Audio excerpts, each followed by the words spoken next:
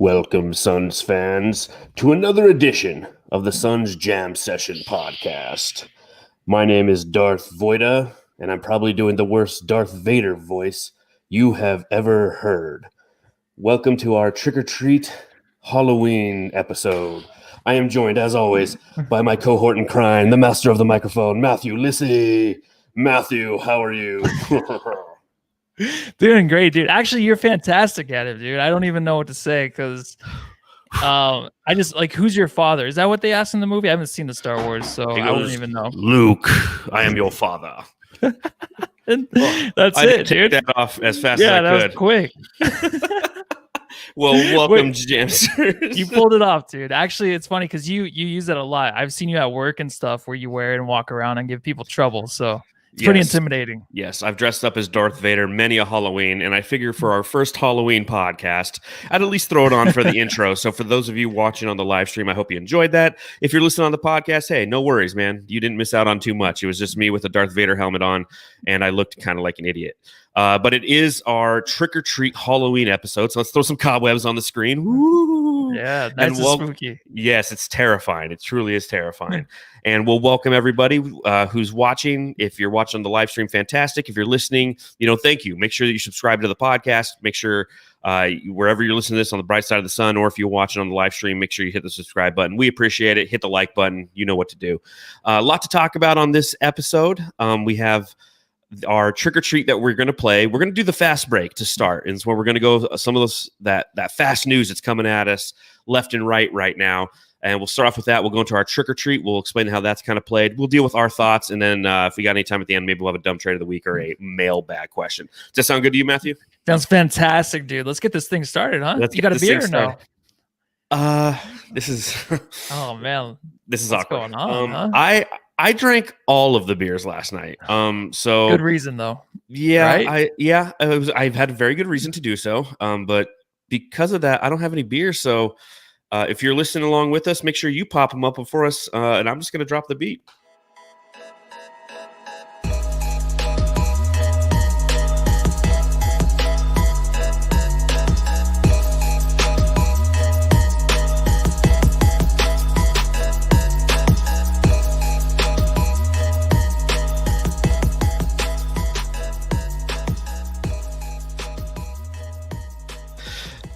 All right, Matthew. So here we go. The first thing I wanted to do is start off and just explain to everybody out there who's normally listening to us that we've been doing these live streams on Wednesday, 8 o'clock Mountain Standard Time. Effective this Sunday, this Sunday, we're going to be doing these twice a week once again. So super excited for that, right? Yeah, very excited. Actually, it feels like it's been longer than a week since our last podcast. That's why we're going to step it up, and there's going to be a lot of news, man, because there's already stuff breaking about the season we're going to talk about right now coming up. So once that starts, I mean, who knows what's going to happen the next day? That's why we got to be on as soon as we can, so we can actually talk with our Jamsters and figure things out. And if we're excited about things, if not, then it's another rough Sun season. I don't know.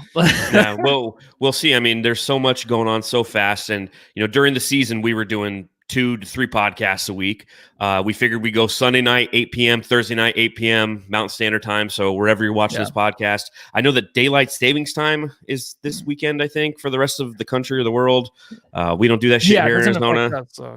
But if it does affect you, check your local listings and make sure that you're tuning in at the right time. So really excited that we're going to be going back to 2 podcasts a week. So thank you to all of our supporters who've been, dealing with the fact that we've been doing just one a week. It was the off season, but the off season's, rapidly coming to a close. There's been a lot of different things that are going on news wise. The NBA is now targeting the 2020-2021 starting date as December 22nd, man. I mean, that's what Shams Charania was saying. He said the league office reportedly informed its board of governors on Friday that it intends to schedule a 72-game season beginning 3 days before Christmas and ending prior to the 2021 Olympics in late July. KOC also added travel between games will be cut down to 25% with baseball-style series between opponents because they're going to be playing everybody in the West. What were your initial thoughts when you heard this news, man? I mean, I wasn't surprised, right? I mean, this is the NBA. They get stuff done very, very quick. The thing I'm most excited about, though, too, is actually when KOC released today that he heard it might be series. And that might be a way just to help teams. It's like cut down by 25%. So it's going to help teams actually rest better. I feel like we're going to get better ball out of it. 72 games too. That's something that I feel like a lot of people have been asking for. Any NBA podcast you listen to, they're always talking about cut the games down. Any NBA player will tell you too, we don't need that many games. So they're getting what they want. They're going to test it out again, just like we did this in the bubble. But I think that going into a full season of 82 games wasn't realistic.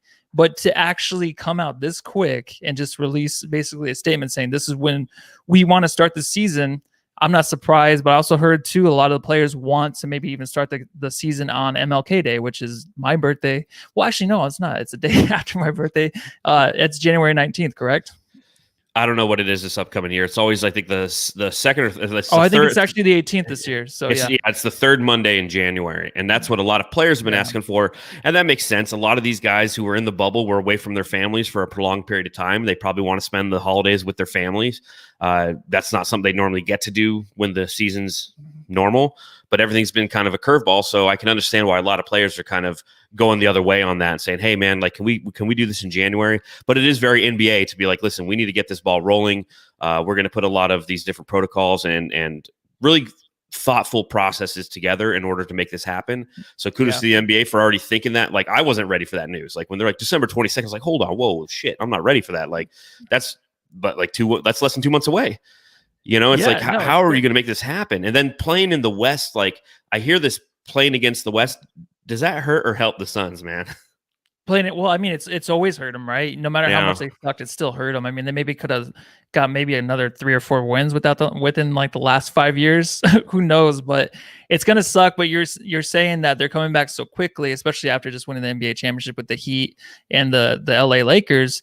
But these guys, I feel like they're gonna be ready. I think they're in the gym basically the next day on Instagram taking pictures, showing like, you know, they're lifting weights already. They're gonna be in the gym. So either they're gonna start training camp early, and when they do start it, I don't think it's gonna be a big deal after just coming off of the bubble season, because I think it's going to be basically them in the offseason working out, but they're going to be with their teammates working on stuff for the next season. So I don't think it's going to phase these guys. They're going to be ready to go.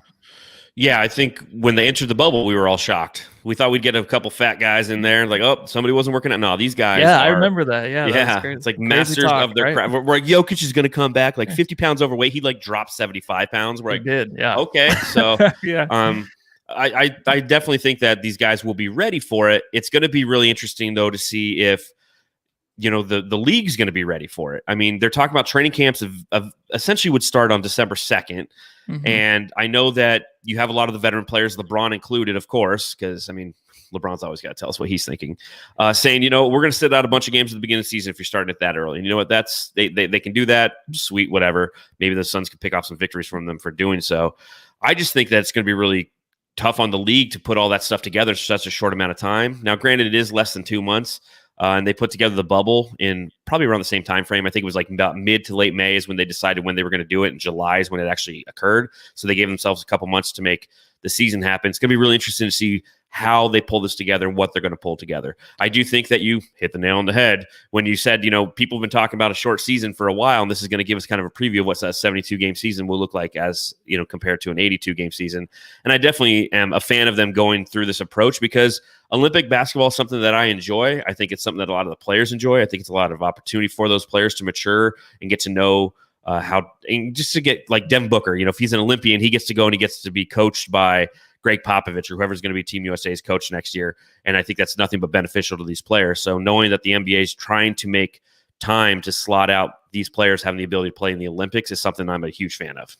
Oh, yeah, me too, man. And I think, honestly, Booker will probably take the next step and actually join this year. I know last year there was kind of a big thing, a big fuss about him not joining the Olympic team. So this upcoming Olympic summer, I really hope that they actually shorten the season for that reason so they can play some ball, because I do kind of miss watching that. I mean, any ball. I mean, when we went through the pandemic, we had nothing, and then we had everything. The last 3 months, we've had every freaking sport. So just keep it up. And what's so exciting is, like, when football is over, we're gonna have basketball basically right there. It's going to be like basically 20 games in, maybe when the football season's over, who knows? But the style where it's going to be maybe a 3-game series or something like that between teams, I might enjoy that. That might be kind of different for us, like as NBA fans, but I think it would be kind of cool just to see how like game plans change and stuff. And like, if these teams can go head to head, who can win 3 out of the 3 and stuff like that. I'm kind of excited about that, especially with the rest. Like, they're not going to be flying in the night before or 2 nights before. And, maybe they can have practice too in between those games. They can actually schedule it so that they can have practice in between. That'll get them some rest too as well. So I'm actually very excited about this. I feel like any news I hear from the NBA, I get pretty pumped for it because they hit it the nail on the head too. We do that, but they do it too as well. No, it's going to be really interesting because like bubble basketball was really fun to watch because it was these guys in this format that allowed them to be the best possible versions of themselves as basketball players. They didn't have the distractions of the fans. They didn't have distractions of dem hoes. They were just out there playing basketball all the time.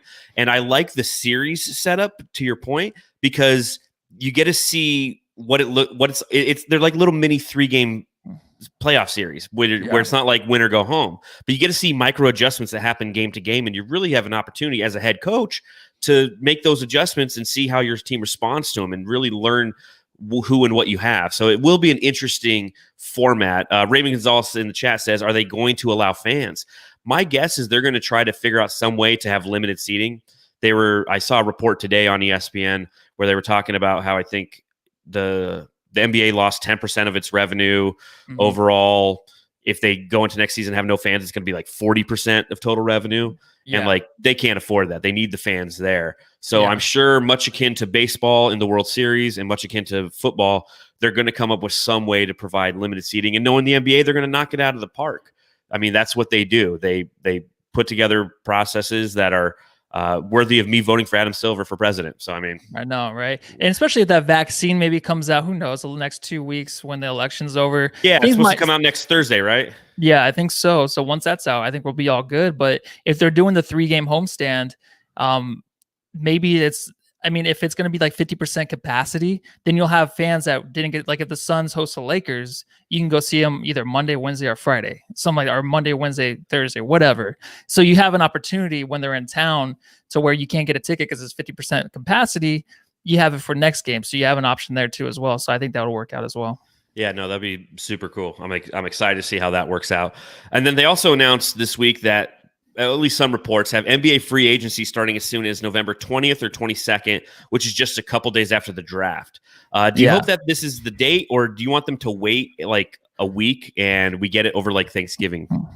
Well, I mean, it gives us something to talk about at Thanksgiving, right? You won't have those kind of like awkward kind of conversations with people you don't really want to talk to in your family. You have basketball, but it's only like 2 people in our family that actually like basketball. So we have the opportunity. Yeah, then we could talk about it. Maybe we'll have a Thanksgiving pod because no one else will care about basketball but us. And we could just talk about these transactions. That'd be great. But that's the only reason I could think of. I mean, the sooner I feel like it would be, the better. I feel like, especially if they're going to start the season so soon and get training camp going, to have these players know which team they're on, even if it's 4 or 5 days earlier, I think that's a plus. And I think for it to be earlier, I'm all for that.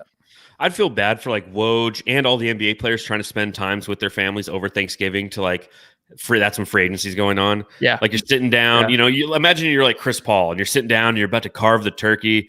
It's you. It's it's the new Chris Paul's in the room, played by Carlton. It's just awkward, and all of a sudden, like your phone's going off, and you've been traded to like Philadelphia or something. It's just like, have some respect. They're like, honey, who is that? Oh, nobody. Don't worry. No, it's Jake from State Farm. He just picks up the turkey and walks out the door, to the next state he's moved to. That must be miserable, right? On my way to Philly.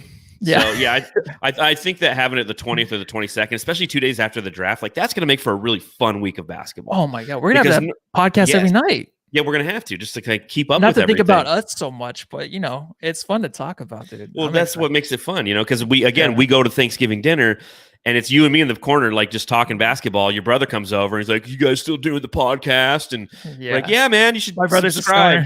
Yeah, he's like, that's what he sounded like. That's exactly. I think I nailed that impression, just like I nailed that Darth Vader impression at the beginning of the podcast. Oh, that's perfect, dude. Well, thank you very little. Yeah. I'm excited because that's going to be the draft on November 18th. Potentially 2 days later, you have free agency. You don't normally get that. Normally, you get the draft, and then probably about a week and a half later is when you get free agency about July 1st. So yes, a lot of different things could be hitting us all at once. So we're looking like it's going to be a fun week in about less than a month now, because it's the 28th of October when we're recording this.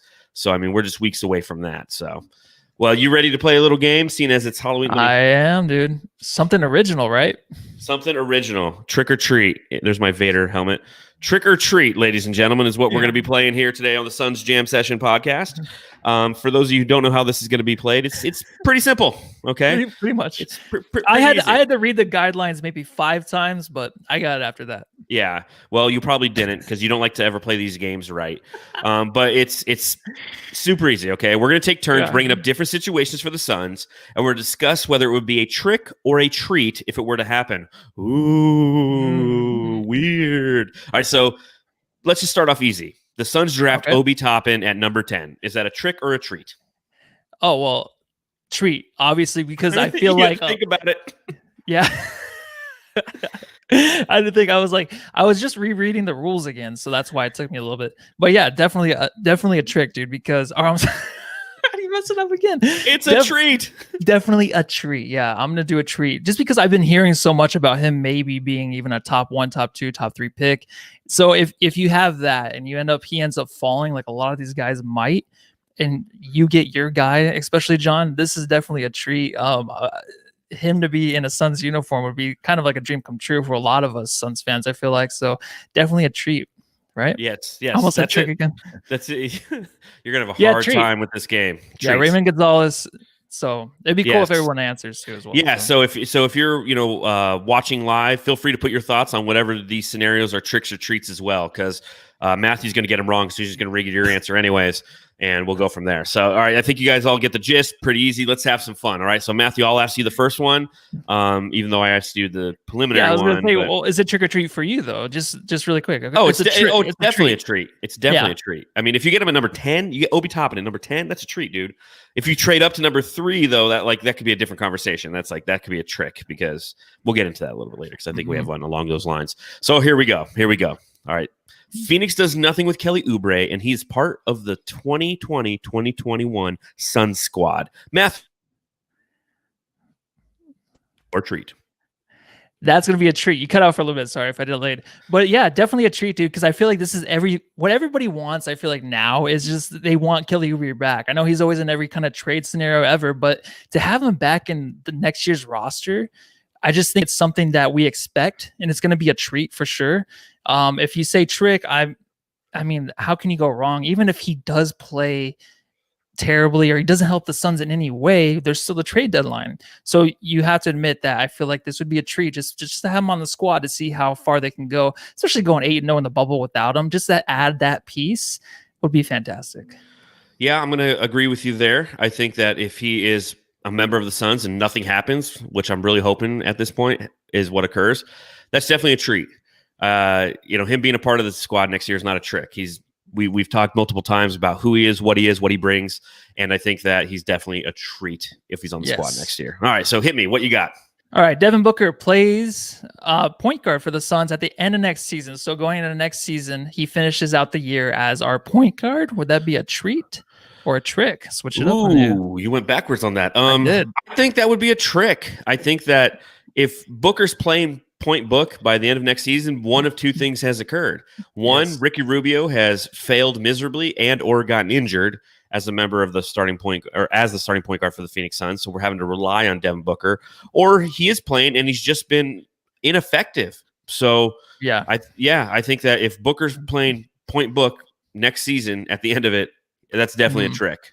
See, I'm going the opposite way. I'm going to say treat, just because the reason I think Booker has just blown our minds with his playmaking skills. I think when the beginning of the beginning of last year, I feel like we went into the season, we're like, please no point book, but he's improved so much on the playmaking side of the ball. So I would expect it to be a treat just for the reason that if he's starting as our point guard, maybe we added an addition to where like a Bradley Beal, someone like that can play alongside Book who continues to improve. So I would definitely see that as a treat. Well, you got Steve Holler says trick, as does Raymond Gonzalez in the chat. So I said trick, you said treat. Boom. These guys are on my side. Yes. Yep. You lose. Like always. All right, here we go. Next one. Trick or treat, Matthew. Devin Booker knocks up Kendall Jenner. Ooh, I think it's already happened, but yeah, I'm gonna say treat, dude. Honestly, I I'm far away from this relationship, as far as I can be. But Devin Booker's a chill dude, and I think Kendall Jenner's always been my favorite out of the Kardashians. Like, just her looks, I feel like she has such a great personality, doesn't she? So I feel like no idea. I know, me neither. But I'm gonna say treat. I feel like they would have a cute kid, and then have the kid now. Book. I think he might already have kids, but have them now. That way, you're playing the league like LeBron James. You can play with your son maybe in the future. Did you see that post that Kim Kardashian put for like her 40th birthday on Twitter? And she has all these different pictures where everyone in her family like quarantined for 2 weeks, and then she took them all to an island, and then they like lived like normal people or whatever. Yeah. Devin Booker's in the background in one of the pictures. I'm like, oh man, I think this is a trick, man. If he knocks her up, I don't see anything good that comes from knocking Booker up. Like, one, who gives a shit? Okay, let's just get that out of the way. Okay. But two, like, we saw what happened to Ricky Rubio when he had a kid last year. Like, midway through the year, he had a kid. Good, God bless him, but his basketball skill diminished for like 2 weeks. He's up late at night. He's helping out with the kid. It's tough for a new father. So you take into account that, of course, I guess they got nannies and shit like that. I don't know. I don't know if this is a trick or a treat. This is just a dumb question. Tough, dude. Well, I mean, you got to say one, right? You can't. This question's a trick. Okay. This question's a trick. There you go. That's my answer. There you go. That's perfect, man. All right, next one. Trick or treat. Okay. The season begins in December, but only 20% capacity allowed. We touched on this earlier in the arena. Trick or treat? Oh, that's got to be a treat, man. I mean, if we can get arenas to 20% capacity and the arenas have the ability to operate safely and everybody socially distanced, that's a win for the league because they're going to have the ability to generate some revenue. It's going to be a win for the players because they have the ability to feed off of the fans. And that's one thing that multiple players said was kind of disadvantageous about the bubble. And then obviously it's a win for us. As you mentioned earlier, we could have the ability to see the Lakers are here for 3 games, so we can go to different one. Yeah, I think that would definitely be a treat. All right. Well, I actually have someone on my side this time, Steve Holler. I'm going to do trick just because I want full stadiums. Of course, I wanted the gates to be flooded, just coming in, people, stomping on top of each other, getting in. That's what I want, of course. But of course, it's going to be so 2019, dude. Like, I know, you need to lose that way of thinking. Just let it go. I know Stampedes are in the past, but I would say trick just for the reason that I want to see a big crowd, especially in the new arena. That's going to be fabulous. But I mean, it's not going to happen. But I'm going to do trick. I know that would be fantastic, though. It's like it's crazy to think that this year's almost over. It's like, fuck, what a year this has been, man. Like, I really just want to get to the other side of this damn thing, and then it'll be 2021. It still won't be over. Just keeps on going. Keeps on going. All right. Let's do another trick or treat for you. Trick or treat, Matthew. Chris Paul comes to Phoenix. Trick or treat? Definitely a treat. I was praising Chris Paul a couple podcasts ago, so I got to stick with it. It's going to be some guy. It's Chris Paul. I don't want to call him some guy, but he'll come in and he proves that every team he's on, he may not go to the Western Conference Finals or the semifinals, whatever, but he'll bring winning to the team. And how can you hate that, dude? Because honestly, any team, you don't really see it on the floor too much. You'll just see that they won the game. It's really weird. He just inspires these young people that he plays with. So I'm going to say it's definitely a treat. All right. So got people in the chat. They're agreeing with you. Treat.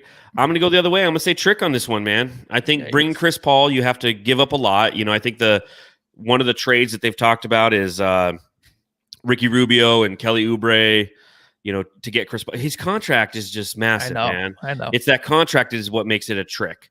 I like what Steve Holler says. Trick if he fails. Yeah, I'm with you there. I agree 100%, Steve. Yeah. And Suns Geek agrees with you. Thanks for joining the Suns Geek and being on the pod last week. Treat for the right price. So that's the issue for me. It's the price. He just costs way too much for us to get. So I got to go trick on that one, man. Chris Paul, he's 35. He's getting older. His diminishing skill set. And here's another thing you forget. The dude is injury prone as fuck, man. He just didn't get super injured this past year. He didn't really have the opportunity to get injured because of the way the season kind of played itself out. But he's injury prone and not for that price, man. He's just way too damn expensive. All right, man. I don't blame you for being on that side. But next up, we got DeAndre Ayton, trick or treat. DeAndre Ayton is our power forward by the end of next season. Ooh, that's such a Matthew question. It is. Yeah. Well, I mean, one thing you got to like about DeAndre Ayton is that's one thing that he did very well at the University of Arizona. He played a power forward position. He liked it. You can see that that's how his game is kind of tailored. Is more towards a 4. Gosh, that's a tough one. If I say treat, it means that we've somehow, some way found somebody who can be a better 5 for the team, and it allows DeAndre to play the 4 effectively. But if I say Trick, I'm going to go with Treat. Okay. If he's playing the 4, that means that we have found a solid 5 who plays the position properly, and DeAndre Ayton, who has the skill set of a 4 at 7 feet and can defend and can shoot and can ride motorcycles by us in the podcast. I definitely think that would be a treat. What do you think, Matthew?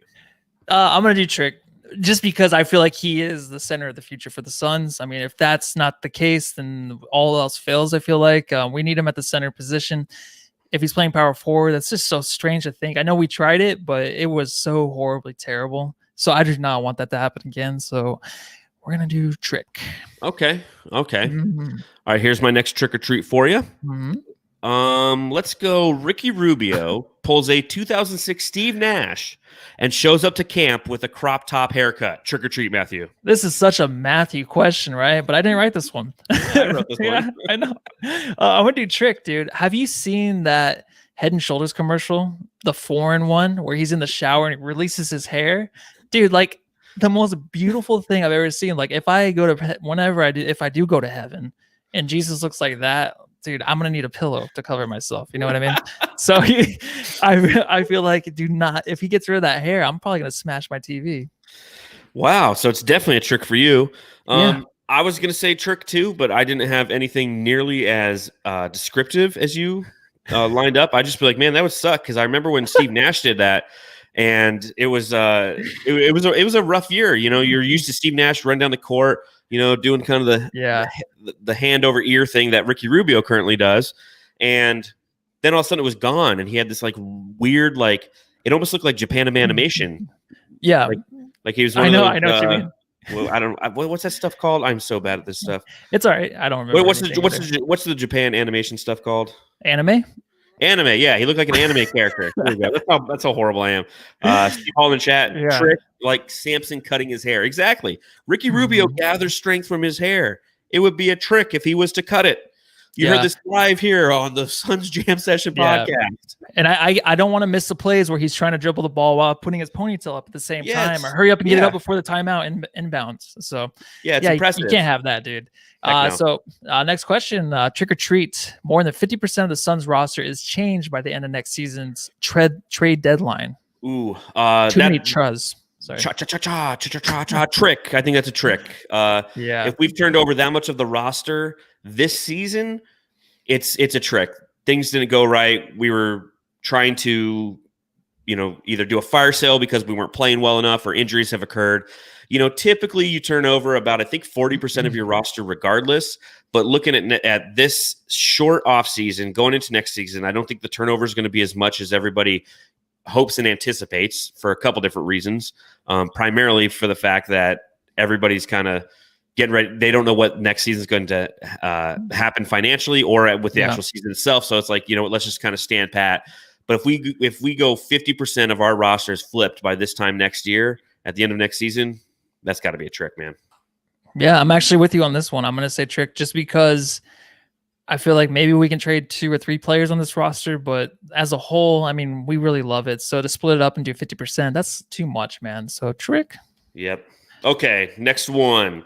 Trick or treat. Suns move up in the draft for any reason. Trick. Don't do it, right? Do not move up. There's no reason. I feel like there's not going to be one team that wants to move up. So there's going to be no draft picks to apply the 5th or 6th pick. And then the people will start picking, if that makes any sense. No one wants to move up, dude. And especially the Suns. There's no reason to. So trick. I think you might see teams move up because some teams are going to want to move down. Like, obviously, the yin to the yang there is if somebody's moving down. Yeah, but people like, I want the Suns to move down. Like, if we do draft that pick, like, trade down, get the 16th pick. You're going to save more money on that draft pick itself, and you're going to garner another asset. Like, that's the way. But in order for that to happen, somebody's got to move up. So I definitely agree. It's a trick if the Suns move up from number 10. Like, there is no LeBron James in this draft. There's no Zion. There's no John Morant. There is no guy who's going to thoroughly and utterly change your franchise and change the course of its direction. You have a bunch of guys who are fantastic role players that appear so. These are guys that you need on your team in an effort to be a champion, but you're not going to trade up and lose assets in an effort to do so, That's what I think. No, I definitely agree with you, man. So next question: trick or treat? Robert Sarver sells the Suns. Treat, please, God, do it. Treat. You see the Jazz are up for sale, or some guys buying the Jazz, and then like, then who else? Oh, the New York Mets are up for sale. But yeah, the Jazz. Somebody's buying the Jazz. The guy who bought the Jazz, I think he bought it for like $26 million, and he's selling it for like $8 billion or something. Don't quote me on those numbers. It's not good, but it's definitely a good investment. Yeah. But if Robert Sarver were to sell the Suns, that's a definite 100% slam dunk treat. Yeah. I just, Robert Sarver has been hands off a little bit these past couple years, and we enjoy that. It's one of those things you have to be appreciative of, because the moment he gets involved, everything goes to hell. You get the Gretas of the world just, like cussing him out in public forums and things of that nature. So I know, so says Jay from Fanning the Flames podcast, like he's a Sarver defender, and I can understand that. He's a lawyer. That's what he does. He defends people. But I can't defend Sarver, and I would love for him to be gone. So that'd be a treat. Tell me it's a trick. I'm going to say a trick just because now I feel like he has maybe accepted the role of just being the owner. Maybe that's the reason. If it was last season you asked me this, and we made up this podcast questionnaire, then I would say definitely treat. But trick, I feel like he's turned it around. I think he's got the right staff, everything in place. And you can tell by the picks, everything that's going on. It's not him. I feel like he has really let loose and just let everyone have their own party. So it's nice to have that, which is probably not even true. So, but I'm going to say trick. I don't know why I'm saying trick. I don't know either, man. Like, I'm actually kind of disappointed with the slam dunk question. Yeah, I'm a real jerk. Sorry. Yeah. I mean, even people in chat's like, don't say that, Matthew. That means there's no hold. So come on, Matthew. Oh, yeah. Get your shit together. Sorry. All right, one last trick or treat. Unless anyone in the chat has anything for trick or treat for us. Yeah. Matthew, Dario Saric is a member of the Suns next year. Trick or treat? Treat, dude. I want to wear that jersey next year. I have Josh Jackson's name taped over the back with his. But honestly, I think that just him accepting his role as a backup player, just a sixth man, would be fantastic, dude. That's an extra treat, 2 treats, and then I can't sleep all night. So I would be very, very excited if he were to be back next year. Yeah, I'm a big fan of him being back as well. I think that he's just one of those guys who you need to be successful. And when he embraced his role in the bubble, we saw nothing but positive results occur. I mean, he was the hustle guy coming off the bench. He could run a little point. Saric was going on, him bringing the ball up the court. And, he's in that, I think he's going to his 5th year. Like, he's becoming that kind of veteran presence that we're looking for via free agency. And it's like, you have it in him. You pay the guy, and you got to enjoy what you get for him. He can play in the post. He can shoot the 3 a little bit. Yeah. Oh, cut out. I can't hear you. Definitely a treat if we keep Dr. Saric as a member of the Sun. Could you hear me talk? Sorry, just really quick. Yeah. It's my headphones. They're cutting it out. Yeah, nice. I think it's playing a trick or treat on me. It is, man. It's haunted. That's what's going on. It's because there's a blue moon this weekend. You know what a blue moon is? Yeah, I do. What is a blue moon? I haven't had one in a while. What is it? It's a well, new. It's made by it's a Belgian wheat beer. No, a blue moon is when you get 2 full moons in the same month. So okay. If a full moon happens on Halloween, it's always a blue moon. Just the way science works. So you've been science, Matthew. Anything else? Trick or treat? Not for me. Good? Yeah. All right. Well, then it is that time when we talk about thoughts. Brains? All right. So the first thing I want to talk about that's not necessarily Suns related, but it kind of is the fact that news broke earlier this week that Amari Stoudemire is going to be joining Steve Nash in Brooklyn as an assistant coach. How much are you pulling for the Nets now, man? Oh, well, they were already my favorite East team when Nash joined. So this even makes it more official. Like, I'm very excited. I think that I love what they're doing in Brooklyn. I love how, like, even with Kyrie's comments about how Nash he's our head coach, but we don't really have a head coach, something like that. I feel like it's a group that they know how to win. They all want to win a championship this year. Adding Amari Stoudemire, I mean, he knows that Steve Nash is a leader. Why else would he go to Brooklyn? Plus, I feel like the fashion and stuff, he loves Brooklyn. I think Mari would really do well just because I feel like he can really back Steve Nash on a lot of stuff with a lot of ideas he has, because he was on the team when we were winning nothing but we got to the Western Conference Finals or whatever. But besides that, I mean, they're a bunch of winners. So I'm very excited, dude. I can't imagine what's going to be like when they visit here in Phoenix. That whole squad, it's going to be nuts. Yeah, I'm excited to hear that he has the opportunity to do so. I don't know what he's necessarily going to really bring to the team because just like Nash, he's never coached. I do think that just experience as an NBA player, knowing that you have Kyrie Irving and Kevin Durant, like it's kind of like when Eric Spoelstra took over the Heat when they had LeBron and Wade and Bosh. It's like you really can't fuck that up too much, I feel.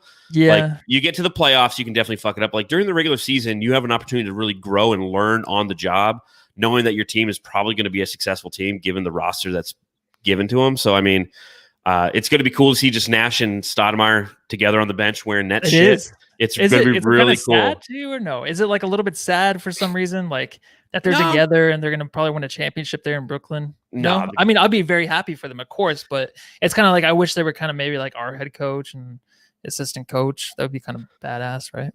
Well, that'd be awesome. But I mean, I think that I'm just at that point where I'm so in love with who we have in our front office and coaching our team. That's like, there's no jealousy. Now, if this had been like the year where like Jay Triano was still our head coach and like Nash and Mamari are like, having this courtship over there in Brooklyn, I'd be like, dude, this is bullshit, man. Like, why can't we bring these guys back to the franchise? So, I mean, it's like, that's true. We're in a good place right now as a franchise. So I can just root for them for afar. And it's also nice that they're in the Eastern Conference and again, on a team that I don't necessarily have any hard feelings for. Like, imagine if this happened and they were in Dallas. Oh my God, dude, that would be miserable. Wouldn't that suck? It'd be like, what else? How else can Dallas get better, but then also break our hearts? That would at be the it. Expense of the Suns. It's like Sean Marion won a championship with Dallas. So it's like, I could see them trying to pull that move, but you know what? None of that happened. It's a treat to watch Amari Stoudemire and Steve Nash as the head coach and the assistant head coach for the Brooklyn Nets. I can't wait. Really excited for that. Pumped, man. All right, so what are your thoughts on Daryl Morey being rumored to sign with Philadelphia? Do you think that he takes that team and just blows it up? Well, he did sign, correct? I just want to get my facts straight. He might have. I don't know. Earlier today, I know it was still rumored. Okay, I think 10 hours ago. Yeah, everywhere it's still rumored, but it's pretty much there. I mean, Woj tweeted out 11 hours ago that the Philadelphia 76ers are in advanced talks on a deal to hire Daryl Morey to oversee the franchise basketball operations. Sources tell ESPN. Yeah, it's kind of crazy too, because I feel like we heard a lot about how maybe he might take a year off or something like that. Yeah. But when you have that guy in the front office, I mean, it's just, there's going to be success. It's just who he brings in and who he lets go. I mean, you might have the Embiid trade or you might have the Ben Simmons trade. Do you feel like maybe James Harden follows him there? Can he play or can he have another team with James Harden and fail again? Like, you know what I mean? If they don't make the NBA championship with James Harden in Philadelphia, maybe if they trade Ben Simmons for James Harden, I don't know. Because there's a lot of different ways this can go, but I'm actually excited for him to have another opportunity, but it's so quick. It turned around so quickly, dude. I actually thought he wouldn't even be a GM this year, but he is. All of a sudden. That's my thing with Daryl Morey is like, this is happening so quick, so fast in such a short offseason. It's like, is he going to have an opportunity to make all the trades that he's known for doing? I mean, that's what he does, is he makes trades. I forget what they were talking about today on ESPN, the number of trades he made in the past X amount of years with the Rockets, but he made a ton of trades and, big splash trades as well. So yes, I think a big splash trade potentially could happen. I know they were talking about today. They're like, Joel Embiid's done there. I think he is, but I don't think it's just quite yet. I think it might be like before the trade deadline kind of thing. He'll maybe, he does the whole Moneyball, sabermetrics, analytics, all that stuff. And he might just try to look in free agency to find a couple plug-in guys to try a little bit and see if he can, essentially jolt that offense to life and try to make Embiid and Ben Simmons play in harmony along with Tobias Harris. But if that doesn't work initially for the first 20 games of the season, I can see him blowing that fucker up, man. Oh, yeah, definitely. But I feel like you have to do it right away. I don't think you can go another whole season the trade deadline, do it again, because we've seen what we got from Ben Simmons and Joel Embiid. But then you also hear things like Joel Embiid might be getting away with too much in Philadelphia. I forgot who said that. And he's probably treated like the king there. You know what I mean? So special circumstances for him, just like Kawhi Leonard in a way, to where players get upset. So maybe that's what's going on over there too. There's just so much, especially to take on one team. You're taking on the Sixers. It's like you have to prove a lot going into next year, and you have to make the right move right away. You can't mess up, I feel like, this year. Yeah, I'm going to be interested to see how long his contract is, because you're right. I don't know how much wiggle room he's essentially going to have because they've got monster contracts over there. And you're right. I mean, I remember we talked to, I think it was Dan Valpone, who is a writer for Liberty City Ballers, which is an SB Nation site. And we asked him that question, like, are you a Ben Simmons guy or are you Joel Embiid? And he's like, Joel Embiid all the way. Like, that's city loves Joel Embiid. Yeah, but the basketball analytics guys don't necessarily like him. So it'd be really interesting to see the king of basketball analytics show up in Philadelphia and what he's going to do with him, and then I'm going to bring it back to the Suns. Like with Daryl Morey over there, is this somehow, some way going to trickle down to the Phoenix Suns?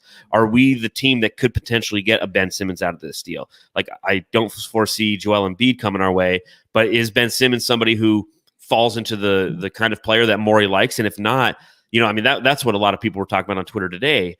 They were talking about different trade scenarios that could essentially bring different parts of that organization out west to Phoenix. Do you think that Daryl Morey would blow it up to the point? And if so, could the Suns end up with like a Ben Simmons? Would you like that? I would love it. I feel like if he has his mindset to get him out of there, Ben Simmons, then he's going to trade him in the best trades available. And I feel like we have a lot of young talent, of course, but it's just like, who do you want to give up? I have no idea. I would love if he were to join the team, but it's just what you're going to give up. And plus, I feel like him and Booker in the backcourt would just be awesome. I don't even know how to explain it. I feel like Ben Simmons is like the perfect guy to sit next to Book in the backcourt, just because like Book can do everything like I was talking about earlier with playmaking, shooting, we know that.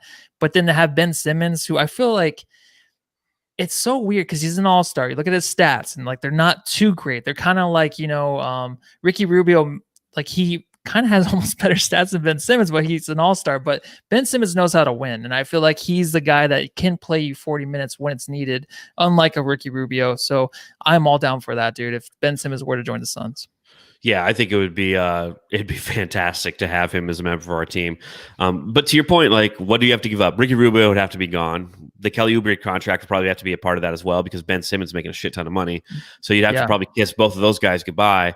But you would lose 3-point shooting, which it's not like Ricky Rubio was like deadly from downtown, but he definitely improved his 3-point stroke this past season with the Phoenix Suns, learning from Devin Booker right next to him. So giving up, those guys in an effort to get Ben Simmons, I mean, it would be a different offense. Now, that Ben Simmons and Monty Williams have a relationship because, Monty was an assistant coach in Philly. So, he'd obviously probably be a point of contact for James Jones if he was to ask him like, hey, what do you think about this? Do you think it could work within the confines of the offense that you want to run? Yada, yada, yada. So I think it'd be really interesting. Raymond Gonzalez in the chat. That'd be 2 of Kendall Jenner's starting 5 right there. So yeah, we'd have the Kendall Jenner backcourt starting for the Phoenix tasted Suns. Some of that pie. Or what did I say?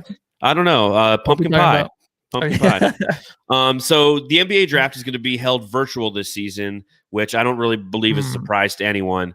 No. What the heck are we doing for the NBA draft here on the Suns Jam session? Do we know yet? We know we're at least gonna do a live podcast, right? We're gonna live stream this bad boy. We're gonna be on air. That's what we're doing. Yeah, it'll be fun. It'll be interesting because it is virtual. Do you think it's going to move faster or slower?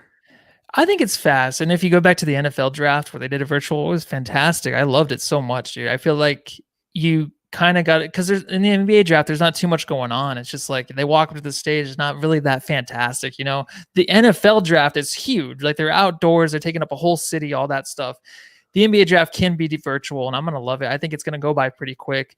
But then in between, they're going to have the players and who died in their families. They get to explain their hardships and all that. That's going to be great, just like the NFL draft. So, well, that's what made the NFL draft last so long. That was kind of my issue with it. Like, not necessarily an issue with it, but when the NFL does the draft, they take the first days for the first round, the second days for like the second and third. I mean, there's so many rounds and they just draw it out. I'm wondering if the NBA is like, listen, we're going to take the NBA draft and we're going to make it a 2.5 hour, maybe 3 hour event. And if they do that, we're going to be moving pretty fast. And the nice thing about that is like from, us as podcasters who are going to be doing a live stream during it, it'd be really cool because we could literally sit there, have the draft on, doing a live stream, and talk about the different players as they're popping up. We could get to that number 10 pick pretty quick. The one thing I'd fear is we start doing a podcast. We're like, okay, it's on November 18th at 4 p.m. Arizona time. We're going to go live 4 p.m. Arizona's time. And like the 10th pick doesn't come around to like 5:30 And that's like the NFL draft that would happen. I don't think that'll happen in the NBA draft. I don't think so. I mean, I watched the Ringers live stream when they did it. I think it was 2 years ago when DeAndre Ayton was drafted. I think it went pretty quick, and they sat around, they were talking. It took up time. So if there's enough of us, including the phlegm in my throat, if we're all there, hanging out, having fun, it'll go by definitely very quick. So okay, so if your phlegm shows up, okay, so maybe we'll do that, and perhaps we'll do a mega pod, and we'll bring in the solar panel guys and the Fan of the Flame guys, and watch all the picks, and yeah, that'd be fun. So maybe that's what we'll be doing on the 18th, which is a Wednesday, and then we can have a pod literally the next day and talk about what we thought, whatever. All day, all night, Sun's Jam Station, baby. All right. Last thing I want to talk about on our thoughts is Booker is 88 on the newest version of NBA 2K21. It's not like amazing news, but I just thought, as my fellow 2Ker that you are, do you think this is where he should be ranked? Yeah, it's weird. I feel like it's okay. There's still non-believers out there, and 2K is one of them. I think he can definitely make the leap this year to 91 as the season goes along, which is gonna happen. So 88 is not too bad. I think he started like the last release they had, he was at 86, I believe, which was really bad. So 88, I feel like is more respectable. But honestly, he probably deserves an 89, where I think he should be. But he'll get to 90, 91, which will be where he should be next season. Yeah, well, it's a great starting point, like you said. It is. It's not like he's starting at 82 or 86. It's like 88. He's close to that 90 club. I put out an article on Bright Side of the Sun where I really broke down not only his individual rankings in every attribute category, but I also took a look at some of his advanced metrics and just kind of said, okay, this makes sense because of the advanced metrics say this, and the advanced metrics don't agree with like his playmaking, for example. Like you look at Devin Booker's overall playmaking on the video game, and it doesn't truly reflect how he really plays. They gave him an 80 for playmaking, and they give him like 79 for pass accuracy, 87 for ball handle, which might be a little generous, 83 for pass IQ, 75 for pass vision. And I'm like, okay, those are average numbers. But then you look at like the advanced metrics, and when it comes to playmaking, like he is 100 or in the top like 90th percentile in almost every advanced metric category. So I just thought he was kind of robbed there. But he's the 23rd overall player in the game. If he wants to get into the 90 club, he's got to jump these players essentially. Okay, Pascal Siakam, Russell Westbrook, Paul George, Chris Paul, Trae Young, which is bullshit, Donovan Mitchell, which is bullshit, Klay Thompson, Kyrie Irving is in the 90 club. So I definitely think that as he performs, he will rise in those rankings. But I just think that like Trae Young is not the same as Devin fucking Booker. I'm sorry. No, he's not. Donovan Mitchell is not the same as Devin Booker.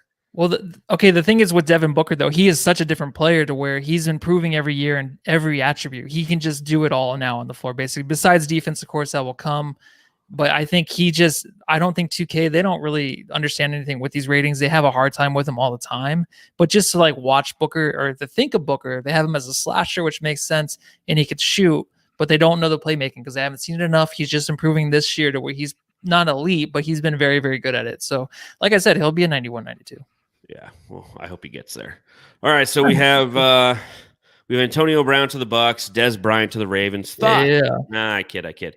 What are you gonna be for Halloween this year, Matthew? This year, nothing. I'm not invited to any parties. No one wants me over. No, I'm just kidding. I'm not actually gonna dress up this year, and it's been a while since I dressed up. But what are you gonna be? I think I'm just gonna be fat. I've done a good job eating a lot of candy and drinking a lot of beer recently. That sounds fun. Like the Major League Baseball playoffs, they were long. There's a lot of beer consumed, so I gained probably about 10 pounds that I didn't want to. So I'm just gonna be fat for Halloween. It's the year where I really think that Halloween's not existing. I'm not gonna be handing out candy. You're not going to? Okay. Well, it depends. I haven't heard any official news, so I don't know. I'm definitely gonna be hanging out with the kiddos though. They're dressed up. Yep. I was going to do our dumb trade of the week, but we already kind of talked about it. It was the Ricky Rubio and for Chris Paul and all that fun stuff. So I don't think we need to go down that avenue again. I think that Chris Paul cost way too much money. Yep, and I would be happy. I think. I don't know. I'm on both sides. I don't know what to think anymore. I think that's all we really got. You watching anything new, or what's Matthew Lissy doing on his downtime right now? Oh, downtime, not too much. You reading any books? No, Not right now. And it's funny. Today I was talking with a friend where I'm like, I want to read something, and we both admitted like we hate reading. But honestly, if you find something good, it's fun to read. So go out there. The library is actually closed because I was trying to check that out yesterday too, and it's Matthew, closed. and your library card. I swear to God. Yeah. What kind of books do you like to read?